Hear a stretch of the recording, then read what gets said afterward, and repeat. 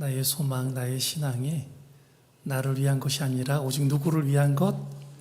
주님을 위한 것이다라는 이 귀한 찬양의 가사가 저와 여러분에게 그대로 임하고 역사하게 될 줄로 믿습니다. 사랑하는 안산육락 가족 여러분, 척박하고 고단한 한 주간의 삶을 살아내시느라고 참으로 수고 많으셨습니다. 우리 좌우에 계신 믿음의 가족들과 이렇게 눈을 맞추시면서 위로의 인사, 사랑의 인사를 나누실까요? 세상의 편견을 넘어서기를 축복합니다. 한 번 더 인사하겠습니다. 당신은 주님의 존귀한 사람입니다. 할렐루야. 세상이 바라보는 그 눈길들을 넘어서셔서 존귀한 사람들로 살아가시기를 바라겠습니다. 내가 존귀한 사람이 되려면 먼저 선응돼야 될 게 있죠. 다른 사람을 어떻게 해야 돼요? 존귀한 사람으로 만들어줘야 됩니다. 내가 다른 사람을 존귀한 사람으로 만들어주지 못하면 절대로 나는 존귀한 사람이 될 수 있어요? 없어요? 없어요. 절대로 없어요. 그래서 먼저 상대방을 존귀한 사람으로 만들어주시고, 그리고 난 후에 여러분들도 존귀함을 받게 되시길 바라겠습니다. 우리가 살아가는 이 시대는요, 그 사람의 존재 가치를 눈에 보이는 크기와 손에 주어진 물질로 평가를 하는 참으로 잔인한 세상입니다. 제가 예전 교회에서 사역할 때에 있었던 일입니다. 당시 부목사님들이 주로 머물던 교회 사택은 16평에서 한 20평 남짓한 낡은 빌라들이었습니다. 이 빌라 큰 두 동을 지어가지고 그 빌라들에서 살게 되었었는데요. 그곳에 아이셋을 데리고 사역하시던 한 부목사님이 계셨는데요. 그 집의 큰 아들이 중학생이 되면서부터 그 집안에 큰 문제가 생기기 시작했습니다. 학교에서 이 큰아들이 심각한 왕따를 당하기 시작을 했습니다. 그 왕따의 이유가 무엇인지 아십니까? 같은 반 아이들이 날마다 이 아이를 둘러싸고 이렇게 놀려댔다라고 합니다. 너희 아빠 목사지? 너희 집 가난하지? 겨우 16평짜리 낡은 빌라에 살고 있잖아. 너희 아빠 타고 다니는 차도 똥차잖아. 너희 집은 우리가 놀러 가지도 못할 정도로 작은 집이잖아. 이 부목사님의 큰 아이가 학교에서 자기 친구들한테 들은 이야기를 집에 와서 누구한테 전해주는 이야기예요? 부모에게 전해주는 이야기예요. 학교에 가면 아이들이 자기를 그렇게 놀린다라는 거예요. 어른들의 세계에 만연한 물질주의와 편견의 잣대가 어린 아이들의 교실에까지 그대로 흘러들어가서 한 영혼을 무참히 짓밟은 것입니다. 아이가 학교에서 돌아오면 잠들 때까지 계속 우는 날이 대부분이었다고 합니다. 중학교 올라가서부터는 계속 아이가 학교만 갔다 오면 우는 거예요. 왜 아빠는 목사야? 꼭 목사를 해야 돼? 다른 일 하면 안 돼? 큰 아이의 눈물이 서린 슬픈 질문들이 이 목사 부부인 그분들의 마음을 매일 헤집어 놓았습니다. 그 아픔을 끌어안고 5년 넘게 피눈물을 흘리던 목사님 내외는 하나님 앞에 자신들의 처지와 형편을 토로하며 한 번도 들어보지 않았던 기도를 하나님 앞에 엎드려서 부르짖기 시작했습니다. 자기들의 형편과 처지로 해서 기도를 해본 적이 없는데 아이가 너무나 힘들어하니까 기도를 안 할 수가 없게 된 거예요. 그렇게 아이의 아픔을 안고 2년을 간절히 매달렸을 때 하나님께서 기적적으로 그분들에게 길을 열어주셨습니다. 캐나다 토론토에 있는 300명 정도의 규모인 한인교회 담임 목사님으로 청빙을 받아 가시게 된 것입니다. 놀라운 것은요, 그 캐나다 교회 사택이 무려 70평이 넘는 2층짜리 단독 주택이었습니다. 한 번도 그런 것을 달라고 기도한 적이 없는데 너무 가슴이 아프니까 하나님 앞에 우리 큰 아이를 좀 치료해달라고, 도와달라고 기도했는데 하나님께서 그런 곳으로 사역지를 옮겨주신 거예요. 5년 넘게 세상의 편견과 가난 때문에 상처받고 억눌려 있던 큰아들은요, 캐나다의 넓은 집 마당을 밟으면서 하나님이 내 억울함을 풀어주셨다라고 펑펑 울면서 그렇게 기뻐했대요. 이사 가고 난 후에 무려 반년이 지나도록 매일마다 펄펄 뛰더래요. 좋아가지고. 지금은 상처를 씻어내고 훌륭한 청년으로 잘 자라났다라는 그런 이야기를 들었습니다. 여러분, 이 부목사님의 아들의 눈물이 무엇을 의미합니까? 오늘날 세상의 가치 기준, 심지어 한국 교회 안의 가치 기준조차 여전히 눈에 보이는 아파트의 평수와 알량한 물질에 머물러 있다는 뼈아픈 증거들이 아닐까요? 사람들은 여전히 겉모습으로 편견의 깊은 골을 파고 있고요. 서로의 등급을 매기면서 사람들을 상대하기 시작합니다. 돈이 많은 사람은요, 겸손하게 대해주고요. 별 볼 일 없어 보이는 사람은요, 아주 무례하게 대하는 거예요. 오늘 요한복음 1장의 마지막 장면에는 이토록 무서운 세상의 편견에 사로잡혀 있던 한 인간이 등장을 하고 있습니다. 그가 어떻게 자신의 단단한 껍데기를 깨뜨리고 하늘이 열리는 위대한 은혜를 경험하게 되는지 이 깊은 말씀의 바다로 함께 들어가 보겠습니다. 하늘이 열리는 위대한 은혜의 경험을 어떻게 하면 받게 될까요? 첫째로 43절에서 46절을 통해 말씀하십니다. 우리 같이요. 편견을 깨트리는 은혜의 초청 와서 보라입니다. 여러분, 우리가 편견을 깨트려야 돼요. 우리도 편견을 다 가지고 있는데 이 편견을 깨트려야 되는데 은혜의 초청을 받아야지만이 우리가 편견이 깨진다라는 거예요. 와서 봐야 된다라는 거예요. 오늘 본문은 빌립이 예수님을 만나 감격하여서 친구 누구를? 나다나엘을 찾아가 전도하는 장면으로 시작을 하고 있습니다. 누가 누구를 전도했다고요? 빌립이 나다나엘을.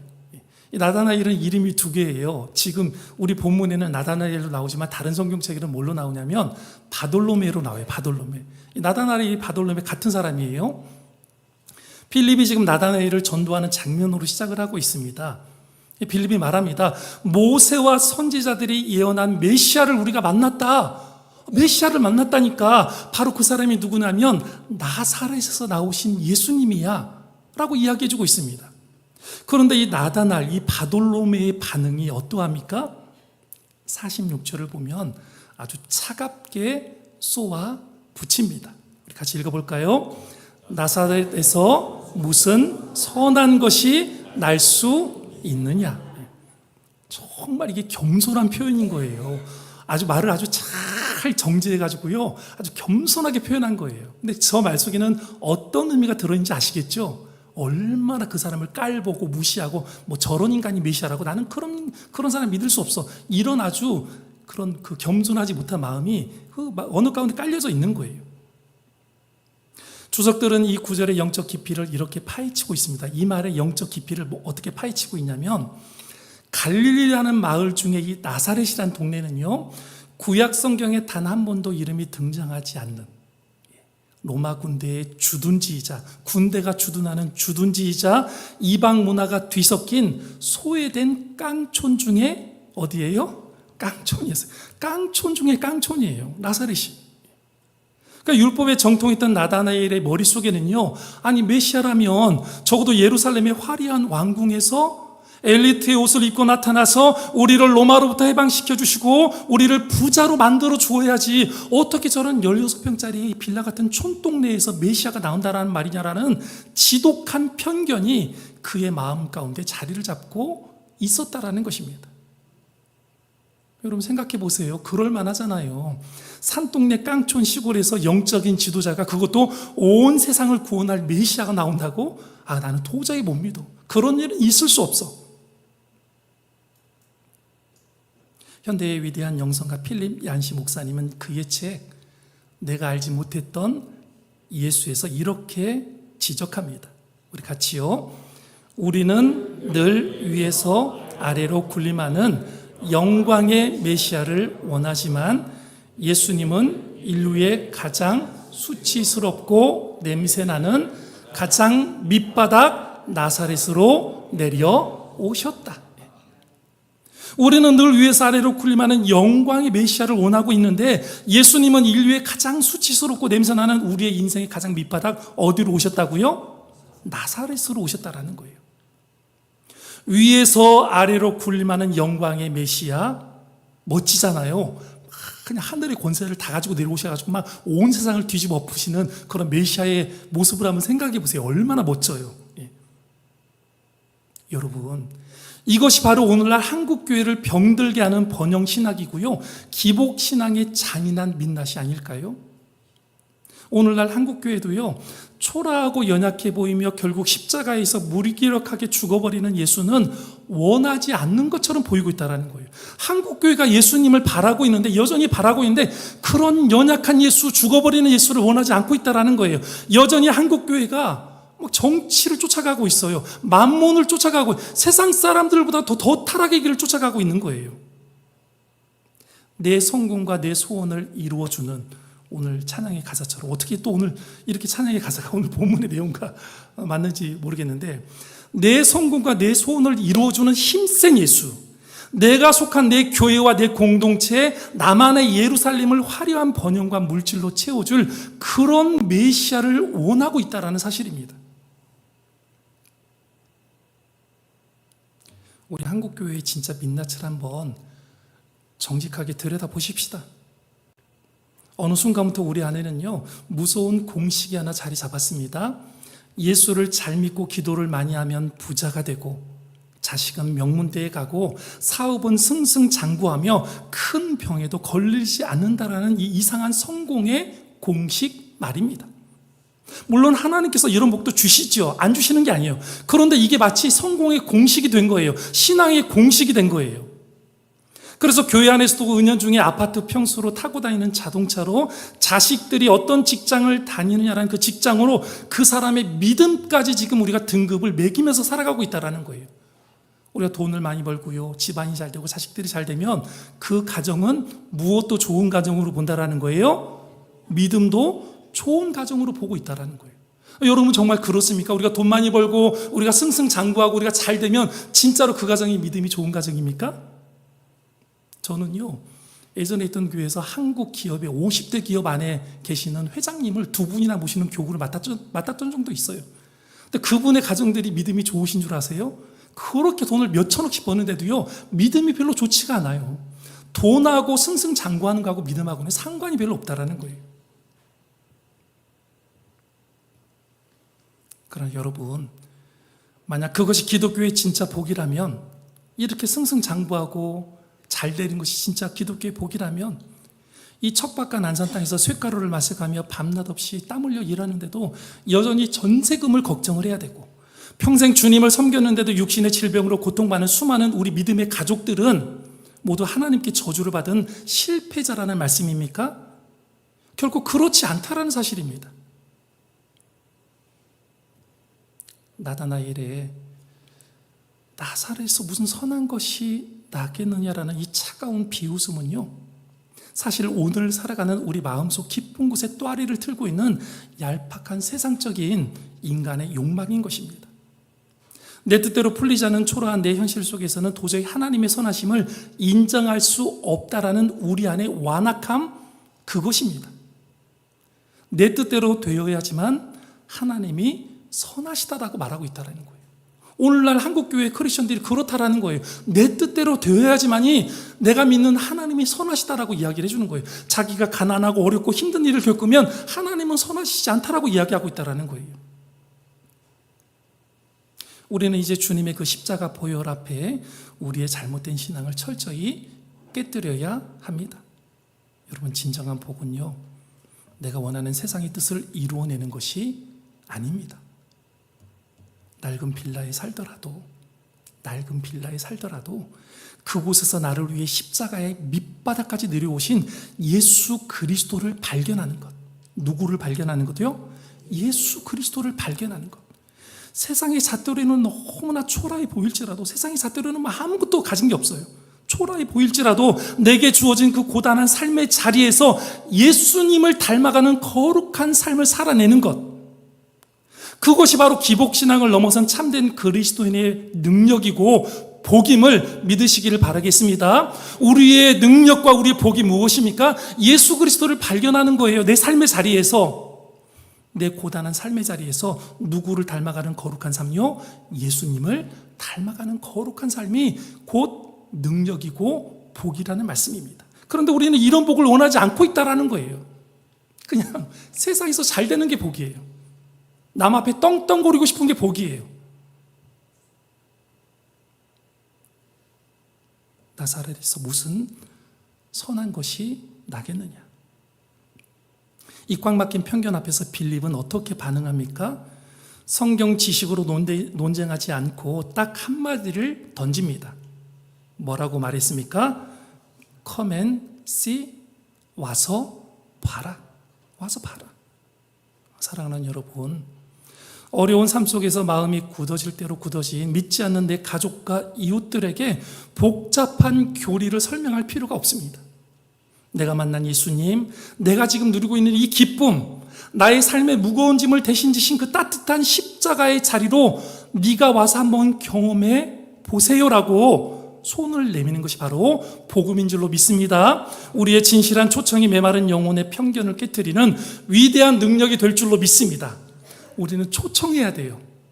여러분 두려워하지 마세요. 믿지 않는 남편들, 가족들, 자녀들 두려워하지 마세요. 여러분 하나님이 함께하고 계시는 사람들이잖아요. 그런데 그 말 한마디를 못 대는 거예요. 같이 가자. 같이 가서 보자. 들어보자. 하나님이 역사하신다. 하나님이 도와주신다. 이렇게 말하면 되는데 그 말 한마디를 못 하는 거예요. 우리가 진실한 마음으로 초청할 때 그 사람들의 마음을 녹여주시는 분은 성령 하나님이 녹여주실 줄로 믿습니다. 여러분 두려워하지 마시고 초청하시기를 바라겠습니다. 하늘이 열리는 위대한 은혜의 경험을 어떻게 하면 받게 될까요? 둘째로 47절에서 48절입니다. 같이요. 무화과 나무 아래에 고독을 아시는 주님, 그 주님을 만날 때입니다. 여러분 무화과 나무 아래에서 우리의 고독을, 우리의 아픔을 누가 알고 계신다라는 거예요? 주님이 알고 계신다라는 거예요. 나를 알고 계시는 그 주님을 만날 때 우리는요 위대한 복음의 사람들이 될 수 있는 거예요. 빌립의 손에 이끌려서 반신반의하며 나오는 나다나엘을 향해서, 이 바돌로미를 향해서 예수님은 그의 영혼을 꿰뚫는 충격적인 말씀을 던지고 있습니다. 47절 48절 말씀 우리 같이 읽을까요? 예수께서 나다나엘이 자기에게 오는 것을 보시고 그를 가리켜 이르시되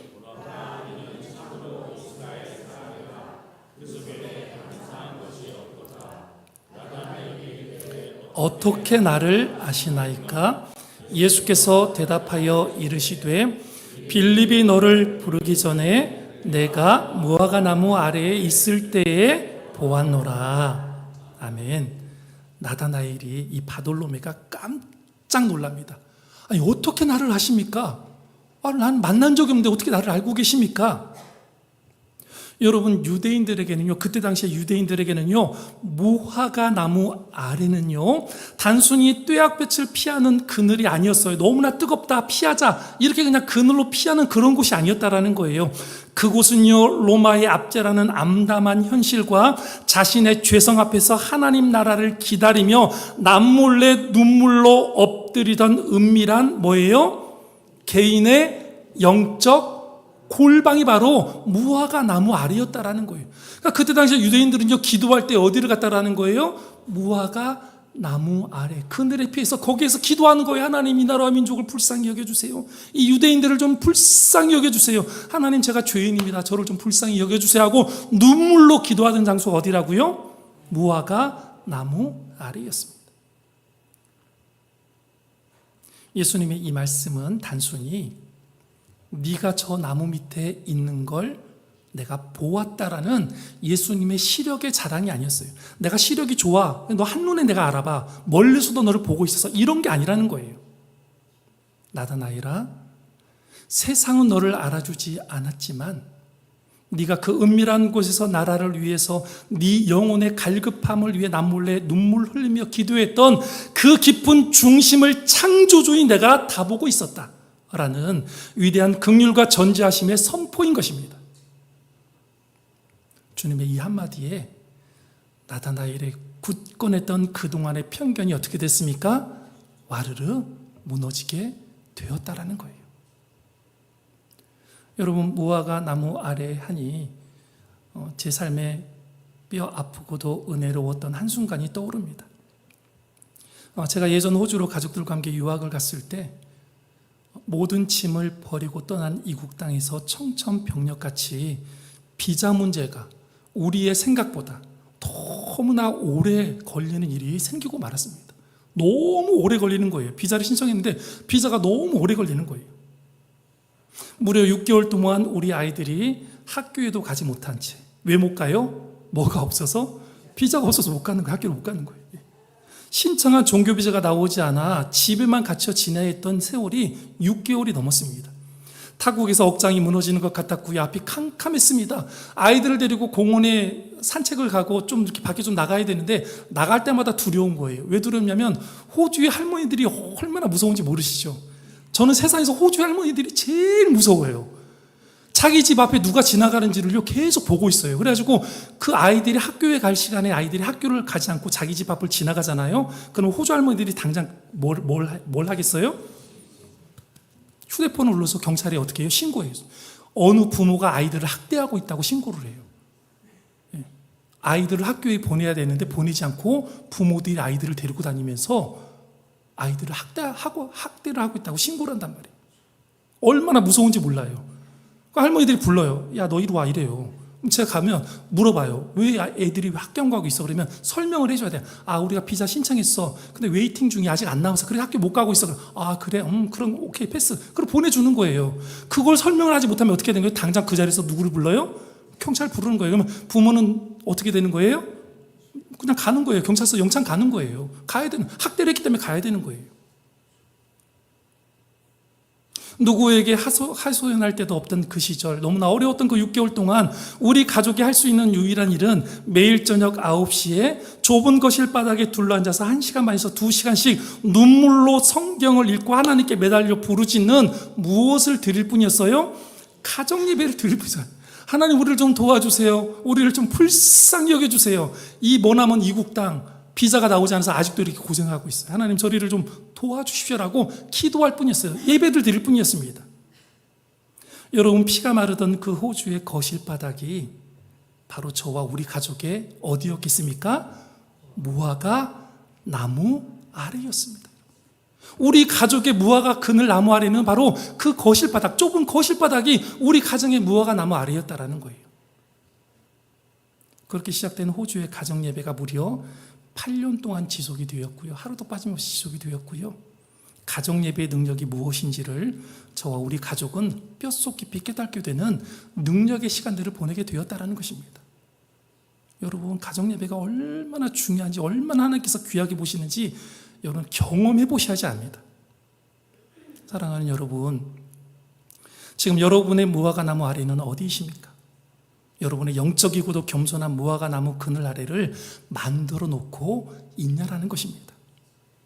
세상은 아파트 평수와 통장 잔고로 여러분을 평가하고 왕따시킬지 모르겠지만 우리 주님은 말씀하십니다. 나의 사랑, 내 아들, 내 딸아, 네가 그 어두운 방에서 혼자 울고 있을 때 내가 너를 보았다. 네 혼자 나의 말씀을 읽으며 눈물을 흘릴 때, 나에게 울부짖을 때 너의 그 모습을 내가 어떻게 했다? 보았다라는 거, 보았다. 아멘. 우리 주님은 여러분이 눈물로 기도하는 그 자리, 그 장소를 지금도 보고 계신다라는 거예요. 주님의 이 따뜻한 음성이 상처받은 여러분의 심령을 안아주시는 강력한 위로가 되시기를 바라겠습니다. 여러분, 두려워하지 마세요. 힘들어하지 마세요. 그 장소를 만들면 되는 거예요. 무화과 나무 그늘 아래를 꼭 만들으세요. 누가 보시는 거예요? 주님이 다 보고 계시는 거예요. 다 보고 계시는 거예요. 하늘이 열리는 위대한 은혜의 경험을 어떻게 하면 받게 될까요? 셋째로 50절에서 51절 말씀입니다. 우리 같이요.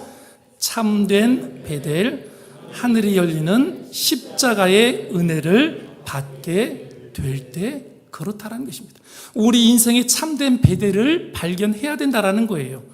자신의 깊은 고독과 눈물을 알아준 것만으로도 감격하여 엎드린 나다나엘에게 예수님은 요한복음 1장의 대미를 장식하는 기독교 구속사의 가장 웅장한 결론을 선포해주고 있습니다. 우리 50절 51절의 말씀 우리 같이 읽어볼까요? 내가 더 큰 일을 보리라. 진실로 진실로 너희에게 이르노니 하늘이 열리고 하나님의 사자들이 인자 위에 오르락 내리락 하는 것을 보리라. 아멘. 네가 더 큰 일을 보게 될 거래요. 진실로 진실로 너희에게 이르노니 무엇이 열리고요? 하늘이 열리고 하나님의 사자들이 인자 위에 오르락 내리락 하는 것을 보게 될 것이다. 예수님은 지금 창세기 28장에 야곱의 사닥다리 그 베델의 사건을 지금 끌어오고 계시는 것입니다. 종교교육자 장깔뱅은요, 이 구절을 강의하며 기독교 신앙의 뼈대를 세웠습니다. 같이 읽어볼까요? 죄로 인해 하나님과 단절된 캄캄한 땅 위에 하늘로 통하는 유일한 그 사닥다리가 바로 예수 그리스도의 십자가다. 아멘. 여러분, 인간이 죄를 짓고 죄로 말미암아 누구와 단절됐어요? 하나님과 단절돼서 온 세상이 다 깜깜하게 되었어요. 아무 누구도 하나님 앞에 나아갈 수 있는 사람이 없어요. 근데 하늘로 통하는 유일한 중보자의 사닥다리가 세워졌는데 그 사닥다리가 누구라는 거예요? 십자가의 예수 그리스도라고 지금 이야기를 해주고 있는 거예요. 십자가만이 하늘을 향하는 하나님을 만나게 되는 유일한 길인 줄로 믿습니다. 나다나엘은 내 마음을 알아주셨으니 이분은 메시아다라고 흥분을 했습니다. 정말 예수님이 내 마음을 알아주셨구나. 이렇게 답답하고 내가 이렇게 힘들었는데 내 마음을 알아주신 예수님 만났구나 하고 막 흥분을 했습니다. 하지만 예수님은 그것으로 만족하지 않으십니다. 나다나엘아, 나를 단지 너의 상처나 위로해주고 이 땅에서 큰 집이나 주며 억울함을 풀어주는 해결사 정도로 머물게 하지 말아라. 기독교의 진짜 영광은 땅의 문제가 해결되는 것을 넘어 죄로 굳게 닫혀있던 저 영원한 하늘의 문이 열리는 것이다라고 지금 나다나엘에게 말씀해주고 계시는 거예요. 야, 네 인생의 그 답답한 문제 그거 해결했다고 만족하지 마. 진짜 기독교의 영광은 하늘의 문이 열리는 거야. 네가 그것을 보게 될 거야라고 지금 예수님께서 누구에 말씀해주고 있다고요? 나다나엘에게 말씀해주고 있는 거예요. 우리에게 말씀해주고 있는 거예요. 여러분, 아까 제가 그전 교회 부목사님의 큰아들이 캐나다의 넓은 집으로 가서 억울함을 풀고 기뻐했다라는 이야기를 들려드렸습니다. 여러분, 그것은 분명 하나님이 주신 다정한 위로가 맞습니다. 그러나 우리의 신앙이 이 땅에서 큰 집을 얻고 억울함을 푸는 땅의 축복에만 머물러 있다면, 딱 거기까지만 생각하고 있다면 그것은 반쪽짜리 신앙인 거예요. 타락한 기복 신앙이 될 수도 있다라는 거예요. 우리 인생의 궁극적인 목적은 세상의 사닥다리를 높이 쌓아 올려서 성공의 꼭대기에 오르는 것이 결코 아니라는 말씀입니다. 내 건강이 조금 무너지고 내 형편이 여전히 작은 평수의 빌라에 머물러 있을지라도 십자가의 사닥다리 되신 예수 그리스도를 통해 영원한 하나님 나라를 상속받았음을 인하여 감격하고 기뻐하는 것이 하나님이 원하시는 일인 줄로 믿습니다. 영원한 하늘나라 하나님의 자녀로 택함 받았다라는 이 구원의 사실을 확실히 믿는 것, 이 전적인 은혜를 누리는 것이 진짜 거룩한 신앙임을 믿으시길 바라겠습니다. 사랑하는 여러분, 물질로 사람을 평가하는 세상의 잣대 앞에서 주눅들지 마시기를 바라겠습니다. 우리가 호흡하는 삶의 고단한 자리, 눈물로 엎드린 그 무화과나무 아리를 우리 주님은 다 보고 계신다라는 것입니다. 주님은 여러분이 영적인 것을 사모하며 눈물 흘리는 그 자리를 지금도 보고 계십니다. 이제 이 땅에서 보상받으려던 기복에 헛된 껍데기를 깨고 일어나시기를 축복합니다. 하늘을 여시는 예수 그리스도라는 은혜의 사닥다리를 굳게 붙잡으시는 여러분들 되시기를 바라겠습니다. 더 나아가서 빌립처럼, 누구처럼요? 빌립처럼 화려한 세상의 영광만 쫓다가 영혼의 길을 잃어버린 우리 안산의 이웃들에게 와서 보라라고 담대히 외치시는 그 그들을 십자가의 사닥다리로 안내하는 영광스러운 일상의 선교사들이 다 되시기를 주의 이름으로 간절히 축원합니다. 기도하시겠습니다. 우리의 작은 신임에도 응답하시는 긍휼이 많으신 하나님 아버지, 크기와 소유로 사람을 평가하는 세상의 편견에 물들어 이웃을 판단하고 나 스스로를 초라하게 여겼던 우리의 굳어진 마음을 십자가의 피로 씻어 주시옵소서. 아무도 알아주지 않는 팍팍한 삶의 현장, 질병과 재정의 한파 속에서 눈물 짓던 우리의 무화과 나무 아래를 찾아와 주사 내가 너를 다 보았노라 안아주시는 그 따뜻한 은혜에 저희들이 깊이 항복합니다. 주님, 이 땅에서 보상받고 잘 먹고 잘 살기 위해 하나님의 팔을 비틀던 기복신앙을 이제 버리게 하여 주시옵소서. 우리의 유일한 생명의 사닥다리가 되시는 예수 그리스도를 통하여 굳게 닫혔던 하늘문이 활짝 열리는 더 크고 위대한 영광을 바라보는 믿음의 사람들이 될 수 있도록 붙잡아 주시옵소서. 우리 안산영락의 모든 성도들이 이 벅찬 구원의 감격을 가슴에 품고 상처받은 세상 속으로 나아가 와서 보라 외치며 잃어버린 영혼들을 주님께로 안내하는 거룩한 일상의 선교사로 살아가게 은혜 베풀어 주옵소서. 우리의 길과 진리와 생명이 되시는 참 좋으신 예수 그리스도 이름으로 간절히 기도합니다. 아멘.